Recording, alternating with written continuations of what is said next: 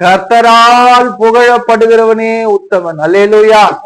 இதை நான் மனசுல அப்படி ஏத்திக்கோங்க. நம்மள யார் புகழ்றாங்க, யார் நம்மள எதிர்றாங்கன்றது வேணாம். புகழும் போதும் சந்தோஷப்படவும் வேணாம், இகழும் போதும் துக்கப்படவும் வேணாம். என் மனசுல ஒண்ணு இருக்கணும், நான் யாரால புகழப்படணும்னா கர்த்தரால புகழப்படணும். அல்லேலூயா.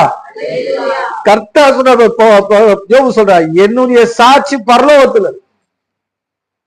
என் சாட்சி எங்க இருக்கு? எனக்கு கர்த்தர் சாட்சி சொல்லிட்டான், அது போதும்.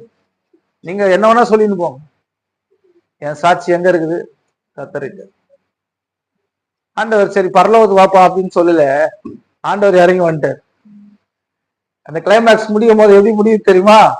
ஆண்டவர் சொல்றாரு, இந்த சிநேகிதரெல்லாம் என்ன செய்யறாங்கன்னா கர்த்தருக்கு சப்போர்ட்டா நிக்கிற மாதிரி நினைச்சிட்டு நீ கர்த்தருக்கு விரோதமாய் பாவம் செய்தி அப்படின்னு சொல்லி சண்டை போட்டுக்கிற.